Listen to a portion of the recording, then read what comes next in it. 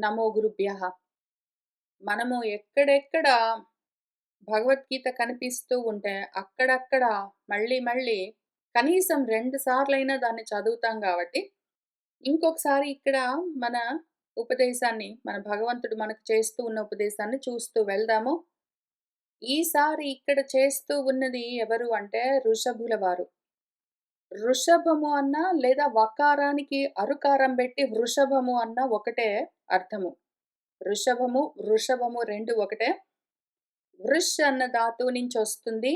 అంటే ధర్మము అని అర్థము. మనకు వృషధ్వజులు, వృషభ వాహనము అని చెప్తారు. అంటే ధర్మమే వాహనంగా కలిగి ఉన్నది. ధర్మమే చిహ్నంగా, గుర్తుగా ఉన్నది ఏదున్నదో ఆ తత్వానికి వృషభ వాహనము అని అట్లా చెప్తారు. మన విష్ణు సహస్రంలో గూడా వృషభం గురించి వృషాకృతిః, వృషభః, వృషధ్వజః, వృషాకపిః అని వృషం గురించి చాలా నామాలున్నాయి. వాటన్నింటి గురించి వేరు వేరుగా మన శంకర్ల వారు అర్థాలు చెప్తూ వచ్చారు. మనం గూడా వాటిని చదువుకున్నాము. మళ్ళీ ఇప్పుడు ఇంకొకసారి ఇక్కడ కూర్చొని స్వాధ్యాయంలో గ్రూప్ డిస్కషన్‌లో మళ్ళీ చదువుకుంటూ ఉన్నాము. కాబట్టి వృషభము అంటే ధర్మము అని అర్థం ఇక్కడ. ఆ ధర్మమే చేస్తూ ఉన్న ఉపదేశము. ధర్మస్వరూపము చేస్తూ ఉన్న ఉపదేశము. మన గురువుగారు ధర్మస్వరూపంగా చెప్తూ ఉన్నారు. అందుకని అక్కడి నుంచి తెలుసుకుంటూ వెళ్దాము. న అయం దేహః దేహభాజాం నృలోకే కష్టాన్ కామాన్ అర్హతే విద్భుజామ్యే తపః దివ్యం పుత్రకాః येन సత్వం శుద్ధ్యేత్ అస్మాత్ బ్రహ్మ సౌఖ్యం తు అనంతం. ఓ పుత్రులారా, పుత్రులెవరు? ఎవరైతే ఆ పురంలో ఉండి అందులో నుంచి తరింపాలని ప్రయత్నం చేస్తూ ఉన్నారో అటువంటి వాళ్ళందరికీ చేస్తూ ఉన్న ఉపదేశము. ఈ దేహం ఎందుకున్నది? కోరికలతో ఉండి వాటిని సాధించుకోవడం కోసము ఏవో కర్మలు చేస్తూ కష్టాలన్నింటినీ కొని తెచ్చుకోవడం కోసం కాదు. దేహాన్ని భజనము పొంది ఉన్న ఈ నృలోకమేదున్నదో మనుష్య లోకము, ఆ దేహాలతో సంసారాన్ని నడిపిస్తూ ఉన్న నృలోకము. అటువంటి దేహదారులు తెలుసుకోవాల్సిన విషయం ఏంటంటే అసలు ఆ దేహము ఉన్నదెందుకు? ఎందుకు ఆ దేహం ఉన్నది? ధర్మాన్ని సాధించుకోవడం కోసం ఉన్నది. దేహమన్న ఉపాధి కేవలము ధర్మ సాధన కోసమే ఉన్నది. అందుకోసం కాకుండా కామాలను సాధించుకుందాము, అనుభవిద్దాము, అర్థాన్ని సాధించుకుందాము, డబ్బులు సంపాదించుకుందాము అని ఆ విధంగా ఉంటే మలినాలతో వాటికి భాగస్వాములై దేహభాజులు కాస్త విడ్భాజులై అక్కడక్కడే తిరుగుతూ ఉంటారు. మళ్ళీ మళ్ళీ జన్మలు తీసుకుంటూ. ఇటువంటి కష్టంలో నుంచి బయటపడాలి అంటే దేహమన్న ఉపాధి ఎందుకున్నది? నేను ధర్మంగా ఆత్మను సాధించుకోవడం కోసం ఉన్నది అని తెలుసుకోవలసి ఉంటుంది. అందుకోసము ఏమి చేయవలసి ఉంటుంది అంటే దివ్యమైన తపస్సు. ఆత్మ ఒక్కటే దివ్యము, ప్రకాశమయము. దాని గురించిన ఆలోచన చెయ్యి. అదే విధంగా ఆలోచన చేస్తూ ఉంటే, దాన్నే తెలుసుకుంటూ ఉంటే, అది తెలిసిందంటే అది నువ్వే అయి ఉంటుంది. అదొక్కటే అక్షయమైన సుఖం, మిగిలినవన్నీ కష్టాలు. అందుకోసము తపించాలి అంటే కావాల్సిందేమి అంటే సత్వం కావాలి. శుద్ధ సత్వం కావాలి. చిత్తశుద్ధి కావాలి. సత్వం మన చిత్తము శుద్ధమవ్వాలి. దేనివల్ల చిత్తము శుద్ధమవుతుంది? దేంతో నేను తపించగలను? ఎట్లా చేస్తే ఈ తపస్సు, ఆ జ్ఞానము సాధించి, జ్ఞాన వైరాగ్యాలు సాధించి బ్రహ్మ సౌఖ్యాన్ని, అనంతమైన బ్రహ్మ సౌఖ్యాన్ని పొందగలను అని ఆత్మాలోచన చేసుకుని, అందుకోసం ఆచరించవలసిన ధర్మాల కోసం మాత్రమే దేహమున్నది. అర్థకామాల కోసం కాదు అని తెలుసుకుంటూ ఉండాలి. ఈ విషయం మర్చిపోరాదస్సలు. మహత్సేవాం ద్వారమాహుః విముక్తేః తమోద్వారం యోషితాం సంగి సంగం మహాంతః తే సమచిత్తాః ప్రశాంతాః విమన్యవః సుహృదః సాధవః ఏ వా మయి ఈశే కృతసౌహృదార్థాః జనేషు దేహంభరవార్తికేషు గృహేషు జాయా ఆత్మజ రాతిమత్సు న ప్రీతియుక్తాః యావదర్థాః చ లోకే. మహాత్ములను సేవించండి, దాని ద్వారా చిత్తశుద్ధి కలుగుతుంది, దాంతో తప్పించడం తెలుస్తుంది. అందుకోసం ఈ దేహం ఉన్నది. ఇదొక్కటే ద్వారము, మార్గము. మోక్షం కావాలి అంటే మార్గం ఇదొక్కటే అని ఆహుహు చెప్తారు.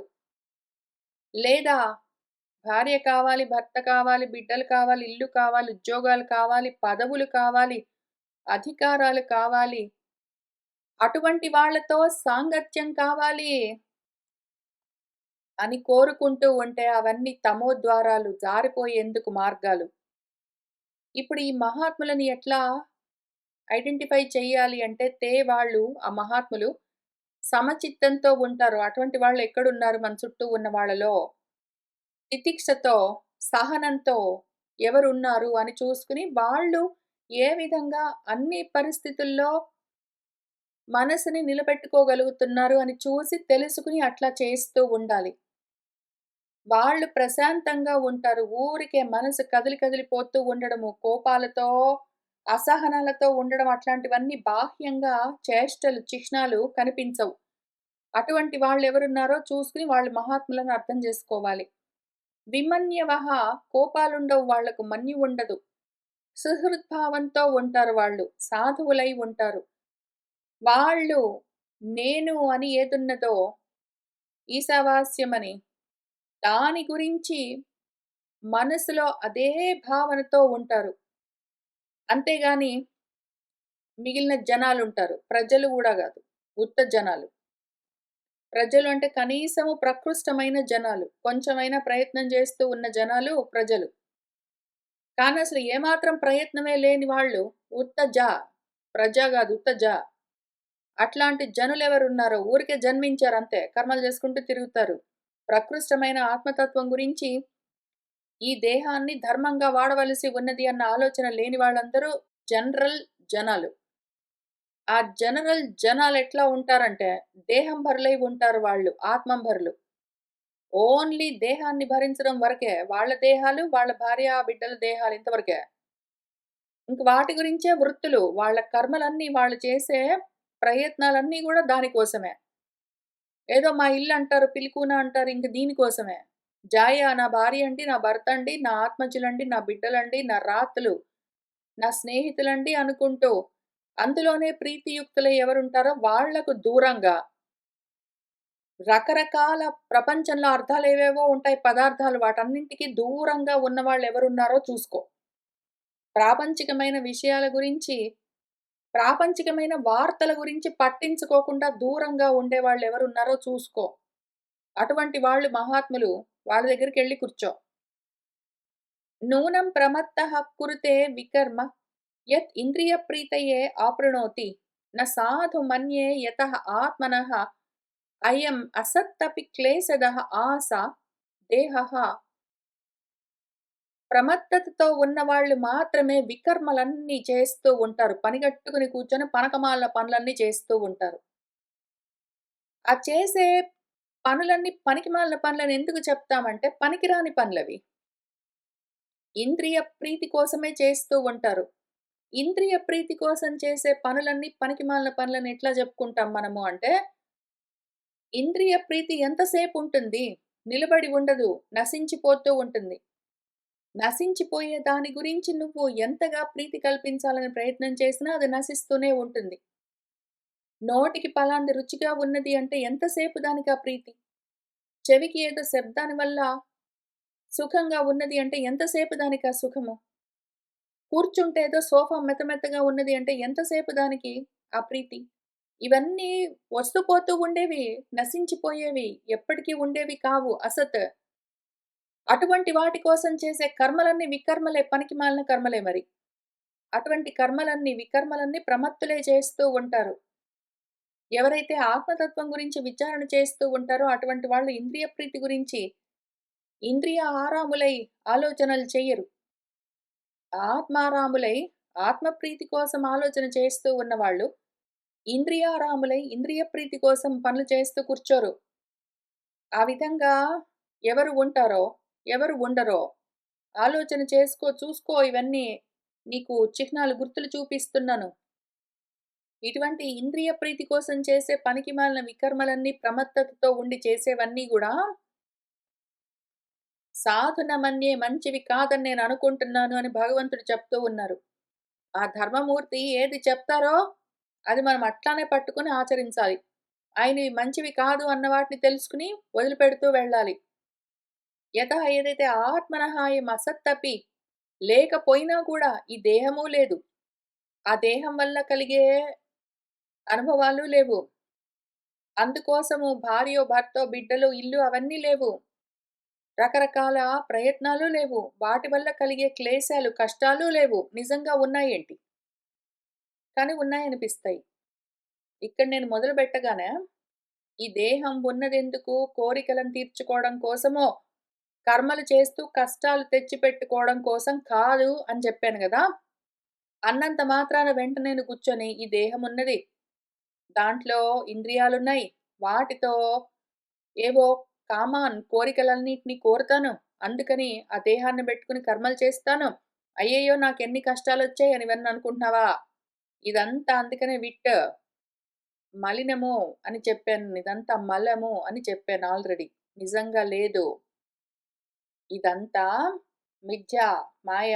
నిజంగా లేవు. ఆ విషయం తెలుసుకోవాలి అంటే ఇదిగో నువ్వు శుద్ధ సత్వమై ఉండాలి నీ చిత్తమని తెలుసుకుని దాన్నట్లా నిలబెట్టి ఉంచు తెలుస్తుంది. తెలియట్లేదంటే తెలుసుకుని ఆచరిస్తున్న వాళ్ళ వెంట ఉంటూ, తెలుసుకుంటూ నువ్వు ఆలోచన మొదలుపెట్టు. నిజంగా దేహము లేదు, దానికి క్లేశాలు లేవు అసలు. అయినా సరే ఉన్నాయని అనిపిస్తున్నాయి గాబట్టి, వాడు ఉన్నాయనుకోని వాటికేదో ప్రీతి కలిగించాలనుకుంటూ వాడేంటో కర్మలన్నీ జేసుకుంటూ కూర్చుంటాడు. ఎంత ప్రీతి? ఎంత ప్రీతి కలుగుతుంది నీకు? నువ్వు ఇంద్రియాలని బెట్టుకొని ఏంటో ప్రీతి సంపాదించుకున్నావనుకో, ఆనందాన్ని పొందుతున్నావనుకో. ఇంద్రియాలతో నువ్వు ఆనందాన్ని పొందుతున్నావనుకో. ఎంత ప్రీతో తెలుసా నీకొచ్చేది? నువ్వు నిజంగా ఒక మహారాజు అనుకో. బాగా బలంగా ఉన్నావనుకో. మంచి యవ్వనంలో ఉన్నావనుకో. మంచి దృఢమైన బుద్ధితో వాటితో, మంచి సైన్యంతో వాటితో, మొత్తం నీ టీమ్‌తో భూమంతా నీదే అయ్యి, అన్ని వస్తువులు నీవే అయ్యి, మొత్తం అంతా నువ్వే. ఒక్కడివే కూర్చొనే అనుభవిస్తూ ఉంటే గూడా, ఒక్కడివే కూర్చొనంటే భార్య, భర్త, పిల్లలు అందరిని బెట్టుకునే నువ్వొక్కడివే ఇన్ని ఆనందాలు అనుభవిస్తుంటే గూడా ఎంత ఆనందము? చెప్పు ఎంత? దాన్ని మించి గంధర్వానందం ఉన్నది. దాన్ని మించి ఇంకేదో ఆనందం ఉన్నది. దాన్ని మించి ఇంకేంటో ఆనందం ఉన్నది. దాన్ని మించి ఇంక దైవానందం ఉన్నది. దాన్ని మించి ఇంద్రానందం, దాన్ని మించి దాన్ని గూడా మించి బ్రహ్మానందం ఉంది. చూసుకున్నావా? అసలు ఆ బ్రహ్మానందం గూడా ఎంత? నీకు కలిగే ఆనందం ఎంత? అసలు అన్నీ ఉన్నవాడు అనుభవించే ఆనందం ఎంత? బ్రహ్మానందం అసలెంత? అటువంటి బ్రహ్మానందమే ఇంత మాత్రమే అల్పం. సముద్రంలో నీటి చుక్కలాగా ఉంటుంది. అసలు నువ్వన్నదేదున్నదో అది ఆనంద స్వరూపము. దాని ముందు బ్రహ్మానందం గూడా ఎంతో అల్పమంటే, అటువంటిది బుజ్జి, నీ బుజ్జి ఇంద్రియంతో నువ్వు సాధించుకునే అత్యల్పమైన కొంత ఆనందం కోసం ప్రయత్నం చేస్తున్నావా? ఏదో ఒక మూర్ఖుడు గుమ్మడికాయ పోగొట్టుకుని ఆవగింజ దగ్గర పట్టుకుని కూర్చున్నట్టు, ఇదసలు మొత్తం అంతా అయి ఉన్నదాన్ని పోగొట్టుకుని కొంచెం కోసం పట్టుకుని కూర్చున్నావే. పోనీ ఆ కొంచెమైనా సరే ఉన్నదనుకుంటున్నావా? లేదు. అసత్. దీనికోసం నీకెంత దూరం చెప్తూ వచ్చాను నేను తైత్తరీయ ఉపనిషత్తులో. మళ్ళీ పోయి చదువుకో. ఇంతే. అది తెలుసుకున్నంత వరకు నీకీ పరాభవం తప్పదు. ఈ పరాభవము తప్పదు నీకు. పరాభవః తావత్ అబోధజాతః యావత్ న జిజ్ఞాసతః ఆత్మతత్వం యావత్ క్రియాః తావత్ ఇదం మనః వై కర్మాత్మకం యేన శరీర బంధః. బోధము కలగలేదనుకో నీకు. ప్రబోధం కలగలేదు. నీకింకా స్మృతి కలగట్లేదు. ఆత్మ స్మరణ కలగట్లేదనుకో. ఆ కలగనంత వరకు నీకీ పరాభవం తప్పదు. అన్నీ పోగొట్టుకుని నువ్వు ఇట్లా ఏమీ లేని వాళ్ళలాగా అడుక్కుంటూ తిరుగుతూ ఉంటావు. చిన్న చిన్న ఆనందాల వెంటబడి పరుగులు పెడుతూ ఉంటావు. ఎంతవరకైతే నీకీ జిజ్ఞాస కలగలేదో అంతవరకు ఈ బోధ, జ్ఞానం కలగదు మరి. ఆ జిజ్ఞాస గూడా ప్రాపంచికమైన విషయాల గురించిన జిజ్ఞాస గాదు. ఆత్మతత్వం గురించి జిజ్ఞాస నీకొకవేళ కలిగిందే అనుకో. అప్పుడు నీకు ఆత్మతత్వ అవబోధం కలిగితే, ఈ పరాభవం ఎందుకుంటుంది? పరంభావం ఒక్కటే ఉంటుంది. కాబట్టి నువ్వు చేసే క్రియలన్నీ కూడా దాని కోసమే చెయ్యాలి. అది పక్కన బెట్టి నువ్వు ఇంద్రియాల కోసం చేసావంటే మనసు పట్టుకుంటుంది నిన్నింకా దాని వశంలో పెట్టుకుంటుంది ఇంక వదిలిపెట్టకుండా.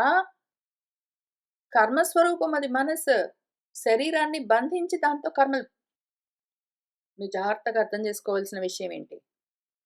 మనసు నిన్ను బంధించి నీతో కర్మలు చేయించదు. మనసు శరీరంతో కర్మలు చేయిస్తూ ఉంటుంది. ఇంద్రియాలతో కర్మలు చేయిస్తూ ఉంటుంది. నీకు కర్మలు లేవు. కేవలము ఉన్నాయి అని అనుకుంటున్నావు. లేదు అని తెలుసుకోవడం వరకే నీ పని. ఏవం మనః కర్మవశం ప్రయుక్తే అవిద్యయా ఆత్మని ఉపధీయమానే ప్రీతిః న యావత్ మయి వాసుదేవే న ముచ్యతే దేహయోగేన తావత్. ఏవం ఈ విధంగా మనస్సు కర్మవశులను చేసి ప్రయోగిస్తూ ఉంటుంది. అవిద్య వల్ల ఇట్లా జరుగుతూ ఉంటుంది. అదెక్కడుంది అంటే ఆత్మలోనే ఉన్నది. వేరే ఎక్కడుంటుంది? అక్కడే ఉంటుంది. ఎంతవరకైతే నేను వాసుదేవము అన్న విషయం తెలియట్లేదో, ఆత్మ ప్రీతి కలగట్లేదో, అంతవరకు దేహయోగంలో నుంచి మోక్షమన్నది లేదు. కుదరనే కుదరదు అని చెప్తూ ఉన్నారు. మళ్ళీ ఈ విషయం గురించి ఇంకొక చోట మనము చూడవలసి ఉన్నది.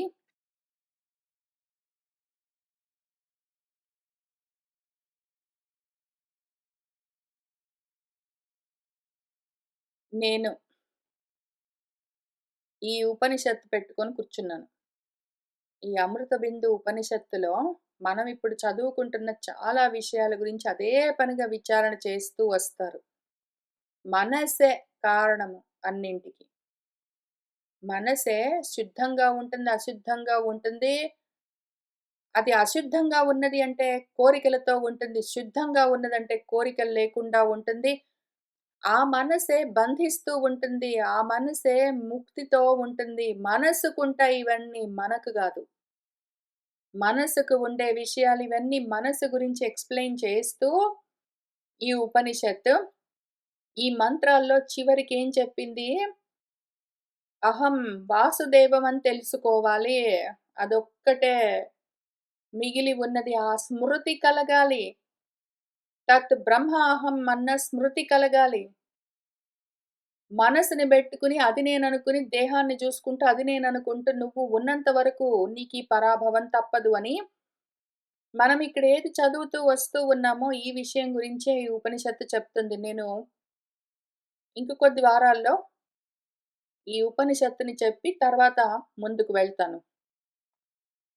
మనము ఇది చదువుకోవడం పూర్తయిన తర్వాత ఈ ఉపనిషత్తు చదువుకున్న తర్వాతే మళ్ళీ వెనక్కొద్దాము. ఇంకంతకని ఇక్కడ ఎక్కువ లోతుగా చూడవలసింది గూడా ఏమి లేదు. ఈ ఉపనిషత్తు ఆల్రెడీ దాని గురించి చాలా విచారణ చేస్తుంది. అక్కడే చూస్తాం కాబట్టి ఇక్కడ కొంత చూద్దాము.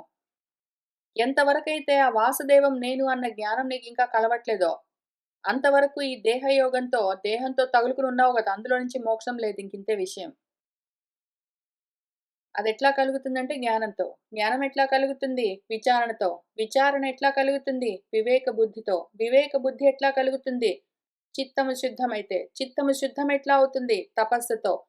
తపస్సు ఎట్లా కలుగుతుంది? అదిగో మహాత్ముల్ని కూర్చొని చూస్తూ ఉండు.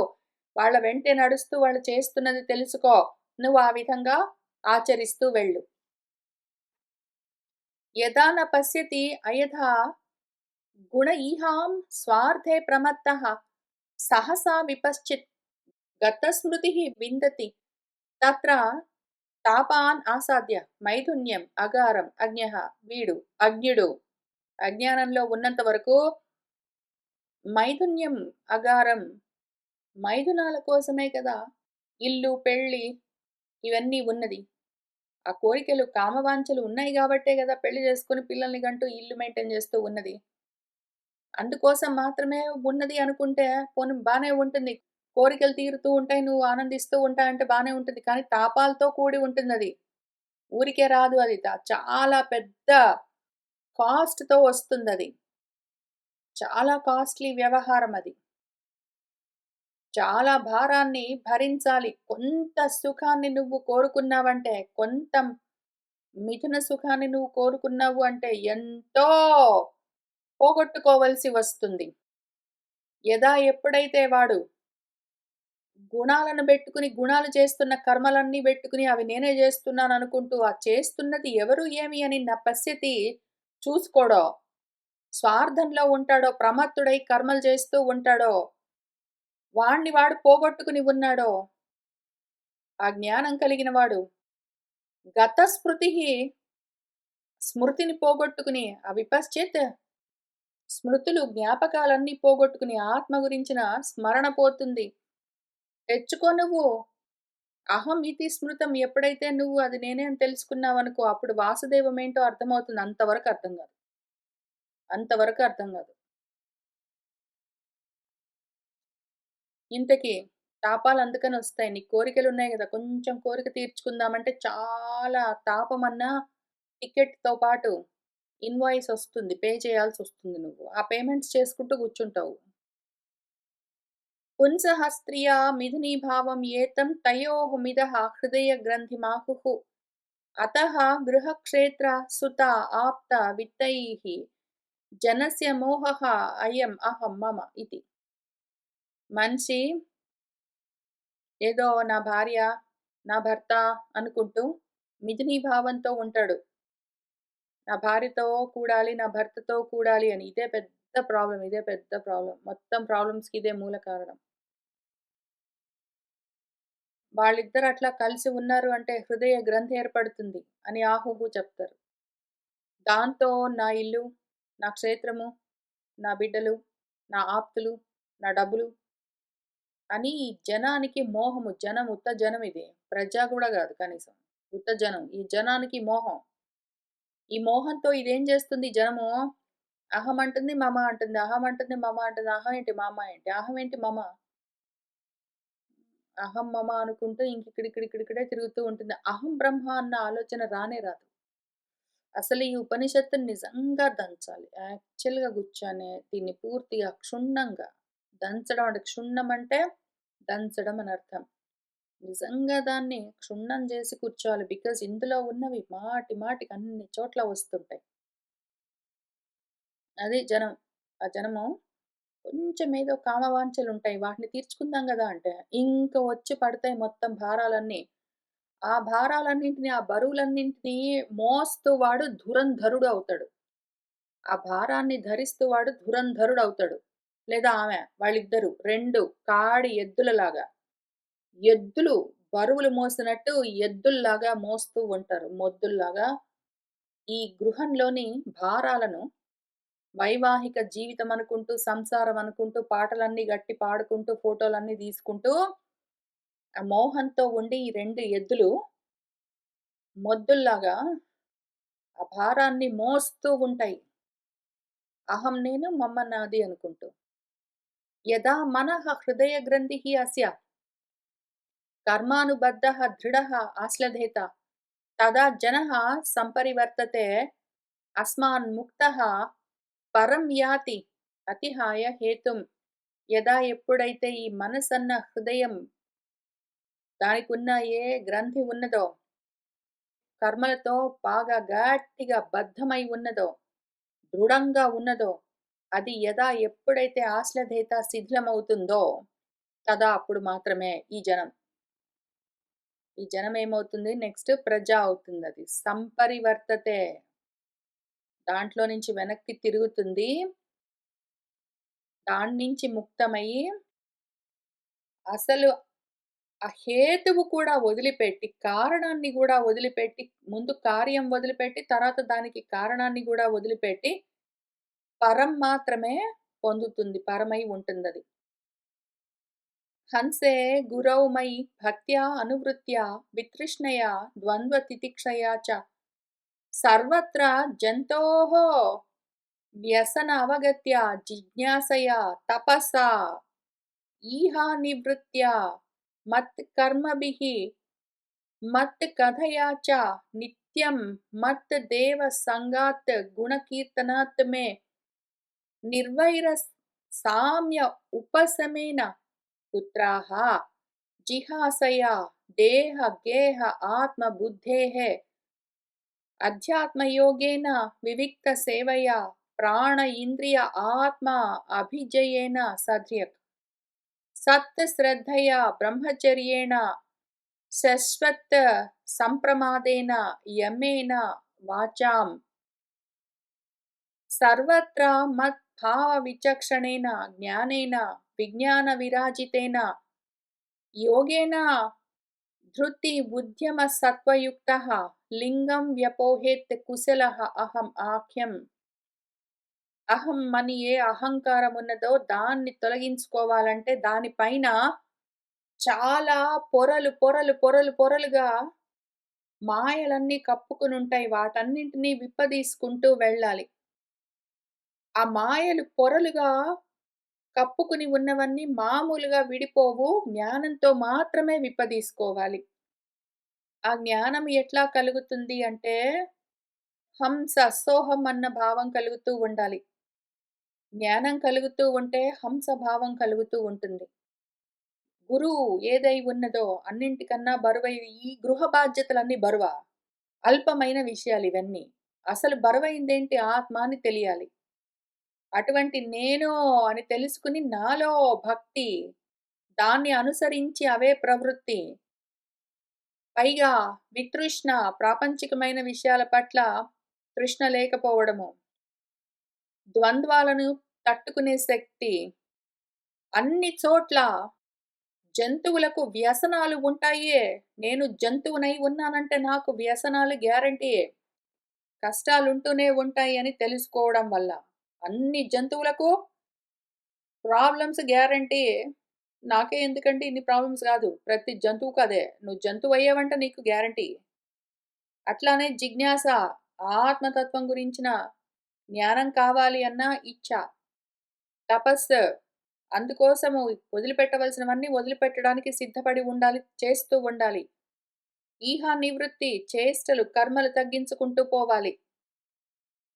ఇవన్నీ చేస్తూ ఉంటే సమయం కలిసొస్తూ ఉంటుంది. ఆ సమయంలో ఏం చెయ్యాలి? ఆత్మ కథలే వినాలి. ఆత్మ గురించిన దాన్ని సాధించడం కోసం కావలసిన కర్మల్ని ధర్మంగా చేస్తూ ఉండాలి. నిత్యము చెయ్యాలి. నేను అని ఏదున్నదో ఆత్మ, దాని గురించే తగులుకుని ఆలోచనలు చేస్తూ, భావనలు చేస్తూ ఉండాలి. దేనితో వైరం పెట్టుకోరాదు. ఇంట్లో వాళ్ళతోటి కూడా గొడవలు పెట్టుకోరాదు. ఇవన్నీ చెయ్యాలి అంటే చాలా ముఖ్యమైన విషయం. ఏదో ఆత్మ గురించిన సాధన చేసుకుంటాను. నేను కూర్చొని ఆధ్యాత్మిక సాధన చేస్తాను. నేను చదువుకుంటాను. చదువు చెప్తాను. ఇట్లాంటివన్నీ చేస్తాను అంటే చెయ్యి గాని ఈలోగా ఇంట్లో వాళ్ళుంటారు. వాళ్ళు ఒప్పుకోరు. గొడవలు పెడతారు. నువ్వు 3 గంటల సేపు కూర్చొని చదువుకుంటావా? అంతసేపు ఉంటే మరి మాకు గూడా పనులాగిపోతాయి. అంతంత సేపు నువ్వు చదువుకుంటూ కూర్చుంటే మాకెట్లా? అని వాళ్ళు విసుక్కుంటారు. పొద్దున పూట చదువుకుందామంటే ఆఫీస్‌లకెళ్ళాలి, బళ్ళకెళ్ళాలి అనుకుంటూ పిలుస్తారు. సాయంత్రం చదువుకుందాము అంటే ఇంటికొచ్చేసరికి అలసిపోయి నువ్వింక చదువులన్నీ పెట్టుకొని కూర్చుంటావు అంటారు. పోనీ అర్ధరాత్రి చదువుకుందాము అంటే అందరూ పడుకుంటే నువ్వొక్కడివే ఏంటి కూర్చుంటావు లైట్‌లేసుకొని? మా అందరికి డిస్టర్బెన్స్ అంటారు. ఇంక రకరకాలుగా విసుగు పుట్టిస్తుంటారు ఇంట్లో కూర్చొని బాధకులు. అయినా కూడా వైరం పెట్టుకోవడానికి వీల్లేదు. సామరస్యంగానే, సుహృద్భావంతోటే, సహనంతోటే మనం ఎట్లోకట్లా నచ్చజెప్పుకుంటూ, బ్రతిమలాడుకుంటూ, ఒక్కొక్కసారి వాళ్ళు చెప్పిన దానికి ఒప్పుకుంటూ, రకరకాలుగా సామ్యంగానే అన్ని పరిస్థితులను మనము సర్దుకుంటూ మనసు చలించిపోకుండా ఎందుకింత చెయ్యాలి? ఇంట్లో వాళ్ళతో గొడవ పెట్టుకుంటూ మనం చదువుకోవచ్చు కదా! అంటే, ఇంట్లో వాళ్ళతో గొడవలు పెట్టుకుంటూ చదివామంటే, ఇంట్లో వాళ్ళేం చేస్తారు? మనతోటి ఇంకా గట్టిగా గొడవలు పెట్టుకుంటారు. మాట్లాడడం మానేస్తారు. అన్నాలు తినడం మానేస్తారు. మొహాలు మాడ్చుకుంటారు. ఇవన్నీ చేస్తే మన మనసు గూడా కదిలిపోతూ ఉంటుంది. అందుకని మనసు ఉపశమించి ఉండే విధంగా ఇంట్లో వాళ్ళతో గొడవలు పెట్టుకోకుండా సామరస్యంగానే చదువుకోవాల్సి ఉంటుంది. నేనిక్కడ మత్ కర్మలతో, మత్ కథలతో, నిత్యము మత్ గుణ కీర్తనలతో ఉండు అంటే, నువ్వు నిజంగా అట్లనే ఉందామని బయలుదేరావనుకో వెనక ముందు జూసుకోకుండా. నా గురించే మాట్లాడుతూ, నా గురించే చేస్తూ, నా గురించే చెప్తూ, నా గురించే అన్ని ప్రయత్నాలు చేస్తూ ఉంటే ఇంట్లో ఉన్నవాళ్ళు ఊరుకోరు, గొడవలు పెడతారు. అయినా సరే నువ్విక్కడ జెప్పావు గాబట్టి నేనట్లానే జేస్తాను అంటే, ఇక్కడిది చెడిపోయిందనుకో, వైరాలన్నీ బెట్టుకొని కొట్లాడుతూ చేస్తే పని చెయ్యదు పుత్రాహ. అందుకని మీరేం జేయండి, నా గురించే మాట్లాడుతూ ఉండండి, నా గురించే ఆలోచిస్తూ ఉండండి, నా గురించే కర్మలు చేస్తూ ఉండండి. ఒకవేళ ఇంట్లో వాళ్ళు విసుక్కుంటూ ఉంటే, వాళ్ళకు విసుగు రాకుండా ఎట్లా చేయాలి అని కూడా ట్రై చేయండి. యాక్చువల్‌గా ఇంట్లో వాళ్ళకు విసుగు రాకుండా, వాళ్ళని విసిగించకుండా, వాళ్ళకు కోపం తెప్పించకుండా ఎట్లా చేయాలి అని ఆలోచన చేసి చెయ్యండి. ఎందుకు అంటే, వాళ్ళు శాంతిగా ఉంటే వాళ్ళలో ఉన్న నేను గూడా శాంతించినట్టే గదా! అన్నిట్లో ఉన్నది నేనే మరి.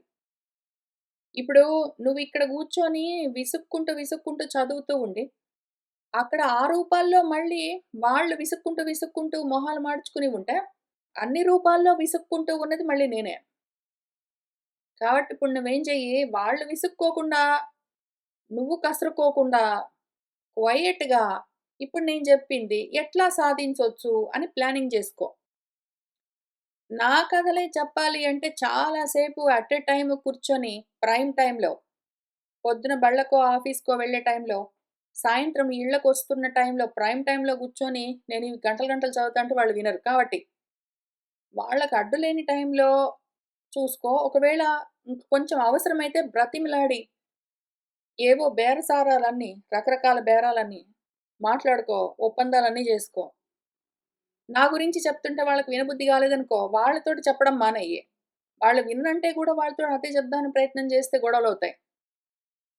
ఈలోగా ఏం చెయ్యి, మనసులో మాత్రం నువ్వేది చేస్తున్నా సరే, వాళ్ళకు ఆఫీస్‌లకు వెళ్తుంటే, బళ్ళకు వెళ్తుంటే లంచ్ బాక్సెస్ తయారు చేస్తున్నావు, నువ్వు ఆఫీస్‌కి తయారవుతున్నావు, ఆఫీస్‌లో పని చేస్తున్నావు, ఇంటికొచ్చి మళ్ళీ వాళ్ళతో కలిసి భోజనం చేస్తూ, టీవీ చూస్తున్నావు. ఇవేవి చేస్తున్నా సరే, మనస్సులో మాత్రము నువ్వేం చేస్తున్నావని వాళ్ళకెట్లైనా తెలీదు గాబట్టి, మనసులో మాత్రం నన్ను తగులుకునుండు.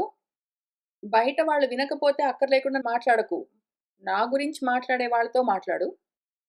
కర్మలేవి చేస్తున్నా సరే, నువ్వు లంచ్ బాక్స్ కడుతున్నా, బాత్రూమ్‌కెళ్ళొస్తున్నా, వాకింగ్ జేస్తున్నా, టీవీ జూస్తున్నా, చేస్తున్నదంతా ఎవరు, ఏమి అన్న ఆలోచన చేశావనుకో, ఆత్మతత్వం గురించి విచారణ చేస్తూ చేశావంటే, ఇంక నా గురించి ఆలోచన చేసినట్టే. ఈ విధంగా. బయట సామరస్యంగా ఉండి వైరాలన్నీ బెట్టుకోకుండా, యుద్ధాలన్నీ, ఫైటింగ్స్ అన్నీ బెట్టుకోకుండా, ఉపశమించిన మనసు ఉండే విధంగా నీ మనసులో, నీ ఇంట్లో శాంతి ఉండే విధంగా ప్రయత్నాలన్నీ జేస్తూ, ఓ పుత్రులారా, ఈలోగా నెమ్మదిగా మీ బుద్ధిని ఆ ఇల్లు, ఆ జనులు, ఆ దేహము అన్న వీటన్నింటి పైనుంచి వెనక్కి తిప్పండి. చెయ్యండి. నా గురించే మాట్లాడండి అంటే అంత మాత్రమే జేస్తూ, నా గురించి ఆలోచించండి అంటే అంత మాత్రమే జేసుకుంటూ అక్కడే కూర్చోవడం గాదు. వీటిలోనే కూర్చోవడం గాదు ఎల్లకాలము.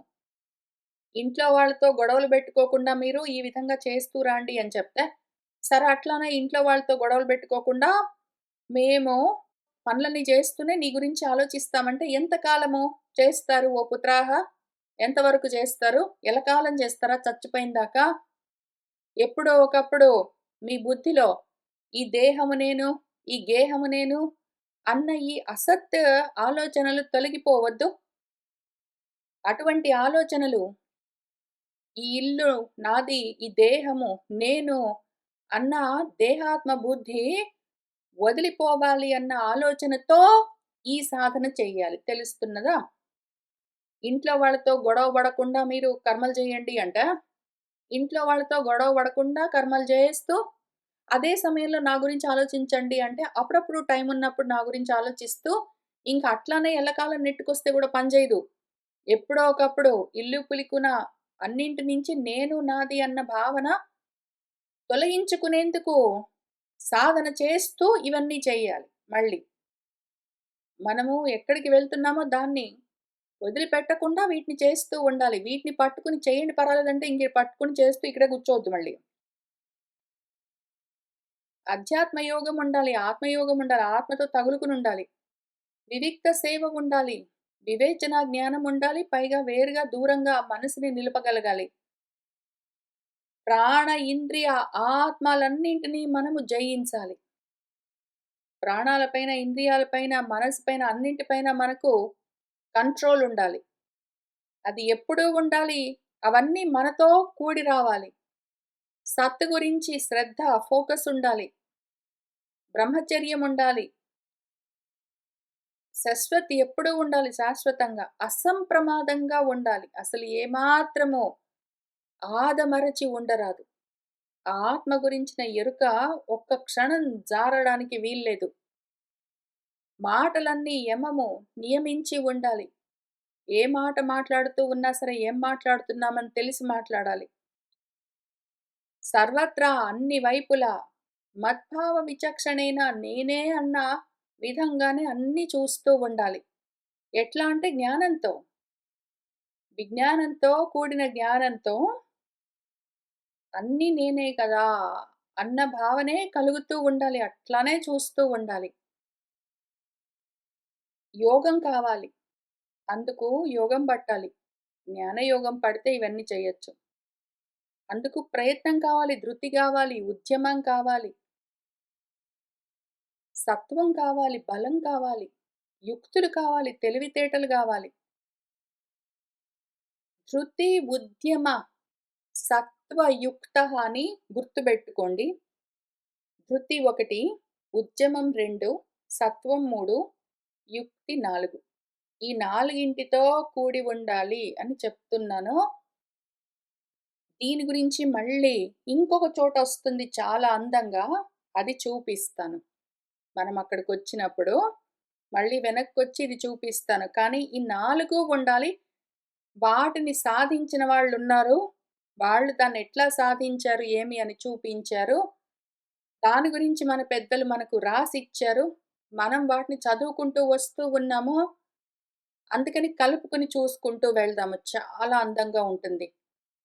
ఇంత చేస్తే అహం, నేను అన్న పేరున్న ఏ అహంకారం ఉన్నదో అది ఆ చిహ్నము తొలగిపోతుంది. దానికి కుశలత కావాలి. గొప్ప కౌశల్యంతో ఇదంతా సాధించవలసి ఉంటుంది. మనం దాన్నట్లా ప్రయత్నం చేయవలసి ఉంటుంది. చేద్దాము. కర్మాశయం హృదయ గ్రంథి బంధం అవిద్యయా ఆసాదితం అప్రమత్తః అనేన యోగేన యథా ఉపదేశం సమ్యక్ వ్యపోహ్య ఉపరమేత యోగాత్. ఈ హృదయ గ్రంథి ఏదున్నదో ఆ బంధం కలగడానికి కారణమైన కర్మాశయము మన ఉపాధి మనస్సు. అది అవిద్య వల్ల కలిగింది. సంపాదించుకున్నది. మనం సంపాదించుకుంది ఏమిరా అంటే ఇది. అవిద్యను. అయితే ఇప్పుడు ఏ యోగమైతే నేను నీకు చెప్తున్నానో యోగంతో చెయ్యని చెప్పా గదా! ఇది యోగము. ఈ చెప్పిన ఆత్మయోగంతో యథా ఉపదేశం ఎట్లా ఉపదేశం చేశానో అట్లానే మీరు దాన్ని పట్టుకున్నారంటే, ఇంకా అప్పుడు సమ్యక్‌గా కంప్లీట్‌గా అవిద్య అన్న ఆ చీకటి హృదయానికి తగులుకున్న ఈ చిక్కుముడి పూర్తిగా తొలగించుకోవచ్చు. ఇంకా ఉపరమించొచ్చు. అట్లా చెయ్యవలసి ఉన్నది అని చెప్తూ ఉన్నారు. ఈ లోకమేదున్నదో అది స్వయంగా శ్రేయస్సు గురించి చూసుకోదది. ప్రాపంచికమైన విషయాల్ని చూసుకుని ఇవన్నీ శ్రేయస్సని అనుకుంటూ ఉంటుందది. లోకః స్వయం శ్రేయసి నష్టదృష్టిః యః అర్థాన్ సమీహేత నికామకామః అన్యోన్యవైరః సుఖలేశ హేతోః అనంత దుఃఖం చ న వేద మూఢః. మూర్ఖుడెవడున్నాడో ఆత్మదృష్టి నశించిపోయిన వాడెవడున్నాడో, వాడు మాత్రమే శ్రేయస్సులను చూసుకోక, ప్రాపంచికమైనవే క్షేమాలు, అవే శ్రేయస్సులు అనుకుంటూ, అర్థాలన్నింటినీ సంపాదించుకుంటూ, పూర్తిగా కామంలో జారిపోయి ఉంటాడు వాడు. కంప్లీట్‌గా ధర్మంలో నుంచి జారి, కామంలోనే చేరి వాడు అక్కడే స్థిరపడి, అక్కడే రకరకాల పదార్థాలను, అర్థాలను, ధనాన్ని సంపాదించుకుంటూ ఉంటాడు వాడు. అన్యోన్యంగా ఇతరులతో స్పర్ధలన్నీ బెట్టుకుని, ద్వేషాలు, వైరాలన్నీ బెట్టుకుని ఉంటాడు. వాడికి సుఖమన్నది ఉండదు. ఎంతో కష్టపడతాడు. చాలా ప్రయత్నాలు చేస్తాడు. ఎంతో తెలివితేటలన్నీ ఉపయోగిస్తున్నామనుకుంటాడు. కానీ సుఖం లేకుండా ఉంటాడు వాడు. లేశమాత్రం గూడా సుఖముండదు వాడికి. అనంతమైన దుఃఖమే ఉంటుంది వాడికి. ఆ మూర్ఖుడికి సుఖమంటే ఏంటో తెలుసుకోకుండా ఉంటాడు వాడు. కః తం స్వయం తత్ అభిజ్ఞః విపశ్చిత్ అవిద్యాయాం అంతరే వర్తమానం దృష్ట్వా పునః తం సఘృణః కుబుద్ధిం ప్రయోజయేత్ ఉత్పదగం యథా అంధం. ఎవడుంటాడు అట్లా చేసేవాడు? వాడికి జ్ఞానం ఉన్నది. అయితే ఇతరులకు జ్ఞానము లేకుండా ప్రవర్తిస్తూ ఉన్నవాళ్ళు అజ్ఞులు, ఎవరైతే అజ్ఞులున్నారో, అటువంటి అజ్ఞులను ఈ అభిజ్ఞులు తెలిసిన వాళ్ళు అవిద్యలో ప్రవర్తిస్తూ ఉన్న వాళ్ళను చూస్తూ గూడా ఊరుకుంటారా? కుబుద్ధితో ఉన్న వాళ్ళను పట్టుకుని మనిషి ఎవడైనా సరే, మళ్ళీ తెలిసినవాడు, దయ కలిగి ఉన్నవాడు, ఉత్పదం తప్పు మార్గంలో వెళ్ళిపోతూ ఉన్నవాడిని చూస్తూ, ఏదో ఒక గుడ్డివాడు గుడ్డివాడిని నడిపించినట్టు, అటువంటి మార్గంలో నడిపిస్తాడా అని అడుగుతూ ఉన్నారు. మళ్ళీ అక్కడికే వచ్చాము. ఇంకిక్కడి నుంచి మనము కొన్ని శ్లోకాలు పునఃపరిశీలన చేయవలసి ఉన్నది అని చెప్పుకుంటూ వెళ్ళాము. వాటిని చాలా జాగ్రత్తగా చూడవలసి ఉంటుంది. ఇవాళ కొంచెం మొదలుపెట్టి నేను చివరిదాకా వెళ్ళలేను. కాబట్టి దీన్ని ఇక్కడికి ఆపుతాను. వచ్చే వారం దీన్ని పూర్తి చేసుకుందాము. ఇంకా కొన్ని శ్లోకాలు మిగిలాయి. వీటిని మనము మన గురువుగారు ఏం చెప్తున్నారు అని మళ్ళీ ఒకసారి చూస్తూ వెళ్దాము. ఈలోగా ఇక్కడ కుబుద్ధి అని కనిపిస్తే నాకొక విషయం గుర్తుకొచ్చింది. కొన్ని వారాల కింద నేను ఏదో దేని గురించో రిసర్చ్ చేస్తూ ఉంటే, ఏదో పుస్తకం గురించి వెతుకుతూ ఉంటే, ఒక కుమతి శతకం అని గూడా కనిపించింది. మనకు బాగా పరిచయం ఉన్నది సుమతి శతకము. కుమతి శతకమని ఈ పుస్తకం కనిపించింది. ఇది చాలా పాత పుస్తకమని చెప్తూ ఉన్నారు. ఎవరో పరిశోధన చేసి రాశారు. అయితే ఇది ఎంత పాత పుస్తకం అంటే, శతకం అంటే ఓన్లీ ఒక 100 పద్యాలుండాలి. మనకిప్పుడు బాగా విస్తృతంగా వ్యాప్తిలో ఉన్న సుమతి శతకం ఏదున్నదో, దానికన్నా ఎంతో ముందు ఈ పుస్తకం రాసి ఉంటారని అనుకుంటూ ఉన్నారు.